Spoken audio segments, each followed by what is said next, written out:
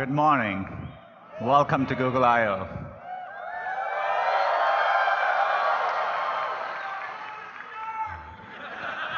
I love you guys too. Can't believe it's 1 year already. It's a beautiful day. We're being joined by over 7,000 people, and we are live streaming this, as always, to over 400 events in 85 countries.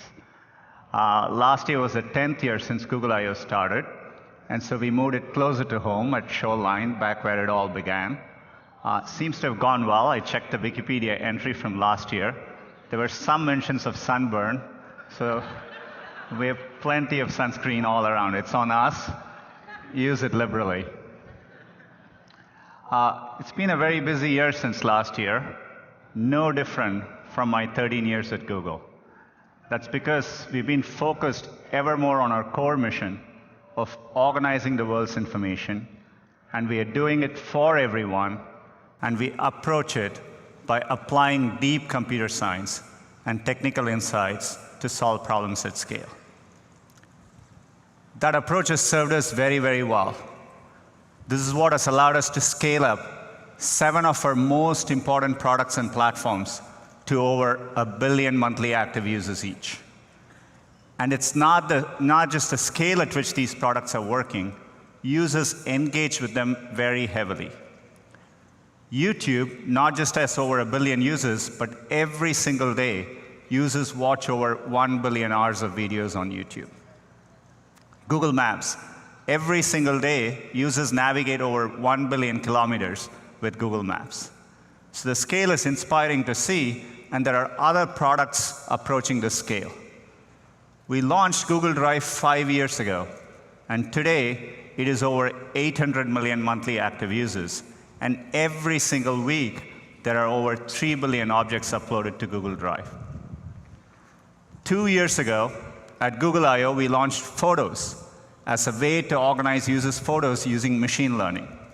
And today, we are over 500 million active users, and every single day, users upload 1.2 billion photos to Google. So the scale of these products are amazing, but they're all still working up their way towards Android, which I'm excited, as of this week, we crossed over 2 billion active devices of Android. As you can see, the robot is pretty happy too behind me. So it's a privilege to serve users at this scale. And this is all because of the growth of mobile and smartphones. But computing is evolving again. We spoke last year about this important shift in computing from a mobile-first to an AI-first approach. Mobile made us reimagine every product we were working on. We had to take into account that the user interaction model had fundamentally changed with multi-touch, location, identity, payments, and so on. Similarly, in an AI-first world, we are rethinking all our products and applying machine learning and AI to solve user problems. And we are doing this across every one of our products. So today, if you use Google Search, we rank differently using machine learning. Or if you're using Google Maps, Street View automatically recognizes restaurant signs, street signs, using machine learning. Duo with video calling uses machine learning for low bandwidth situations. And Smart Reply in Allo last year had great reception. And so today, we are excited that we are rolling out Smart Reply to over 1 billion users of Gmail. It works really well. Here's a sample email. If you get an email like this, the machine learning systems learn to be conversational, and it can reply, "I'm fine with Saturday," or whatever. So it's really nice to see. Just like with every platform shift, how users interact with computing changes. Mobile brought multi-touch. We evolved beyond keyboard and mouse.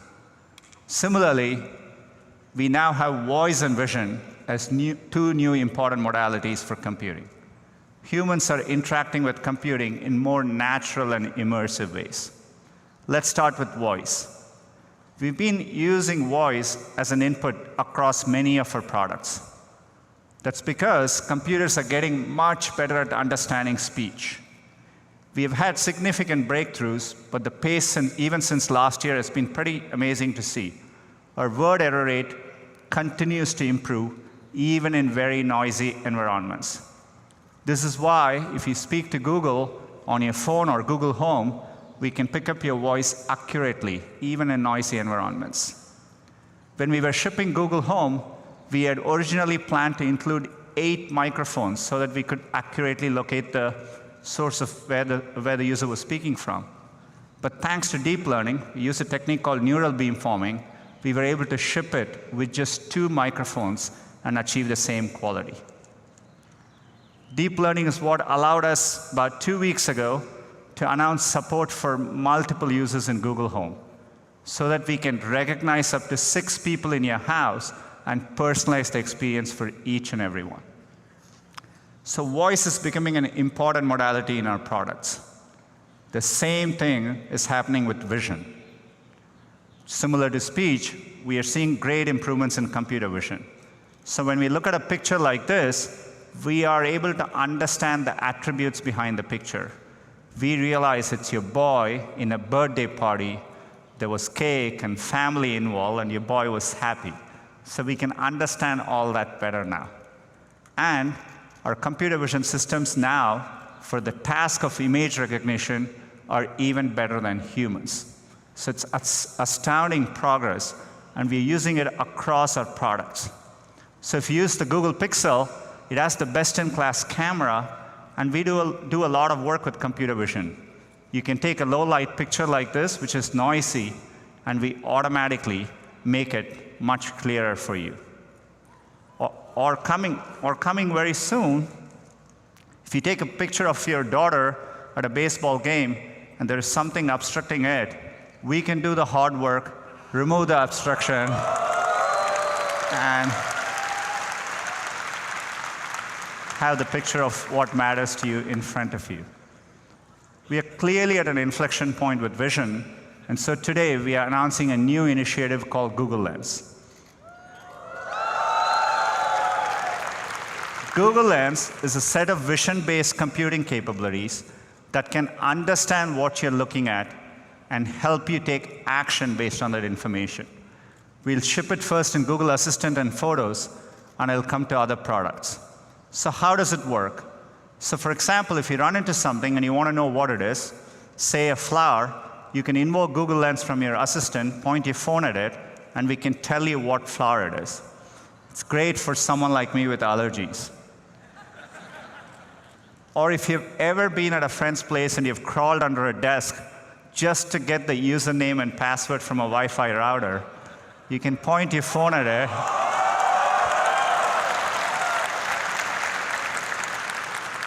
and we can automatically do the hard work for you.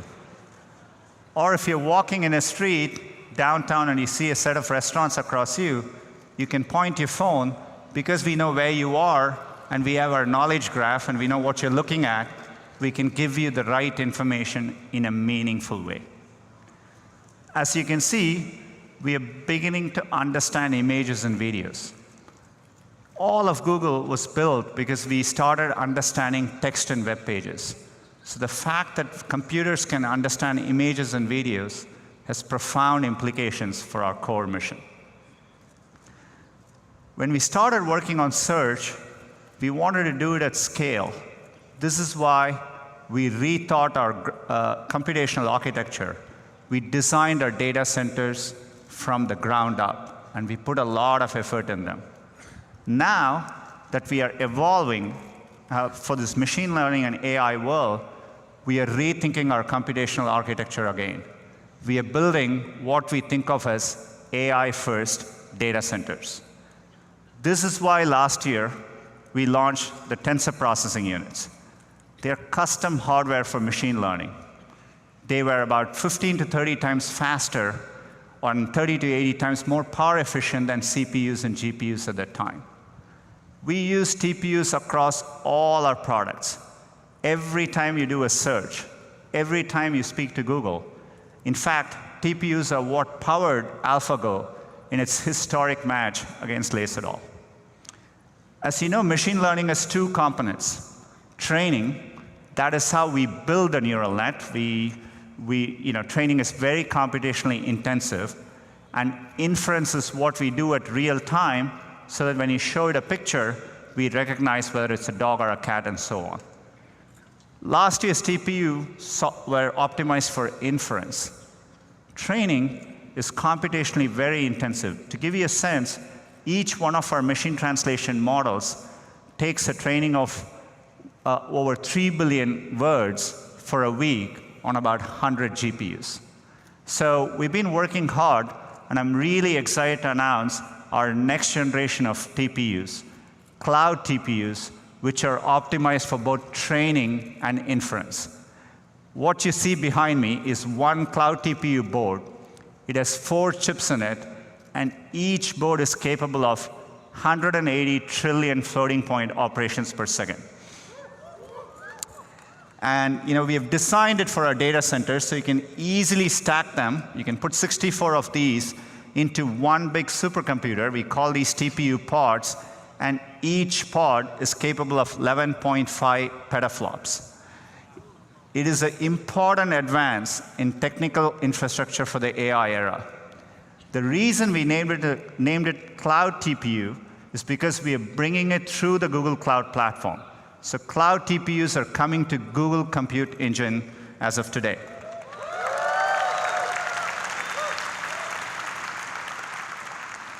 We want Google Cloud to be the best cloud for machine learning. And so we want to provide our customers with a wide range of hardware, be it CPUs, GPUs, including the great GPUs NVIDIA announced last week, and now cloud TPUs. So this lays the foundation for significant progress. So we are focused on driving the shift and applying AI to solving problems. At Google, we are bringing our AI efforts together under Google.ai. It's a collection of efforts and teams across the company focused on bringing the benefits of AI to everyone. Google.ai will focus on 3 areas: state-of-the-art research, tools and infrastructure, like TensorFlow and cloud TPUs, and applied AI. So let me talk a little bit about these areas. Talking about research, we are excited about designing better machine learning models, but today it is really time-consuming. It's a painstaking effort of a few engineers and scientists, mainly machine learning PhDs.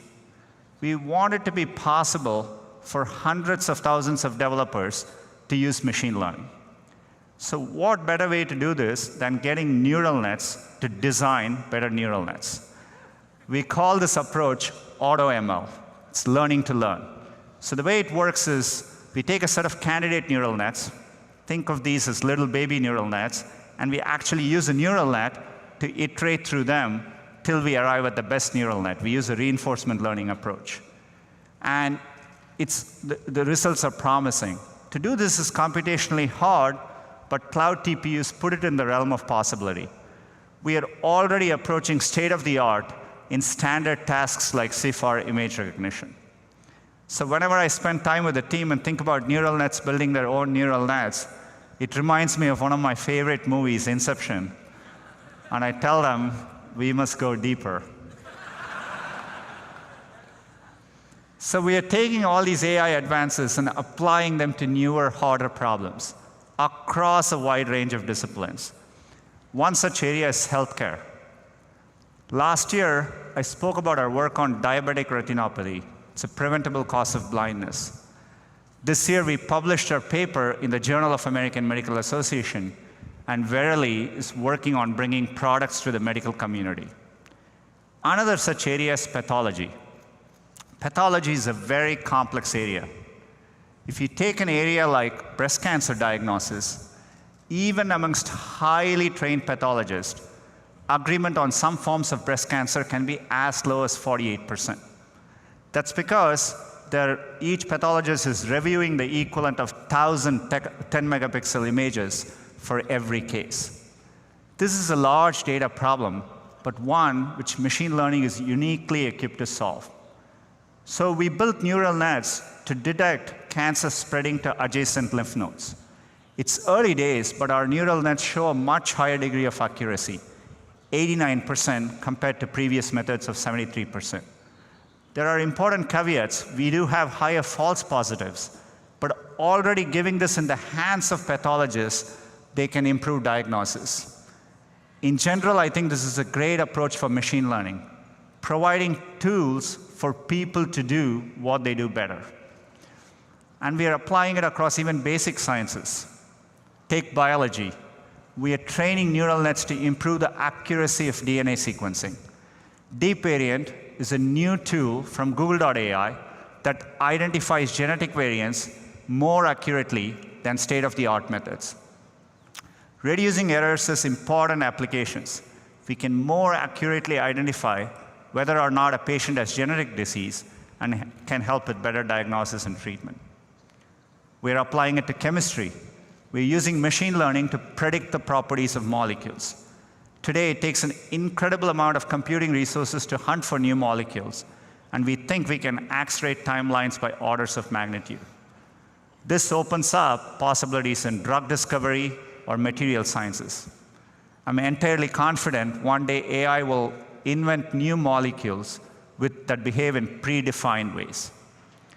Not everything we are doing is so profound. We are doing even simple and fun things, like a simple tool which can help people draw. We call this auto draw. Just like today, when you type in Google, we give you suggestions. We can do the same when you're trying to draw. Even I can draw with this thing.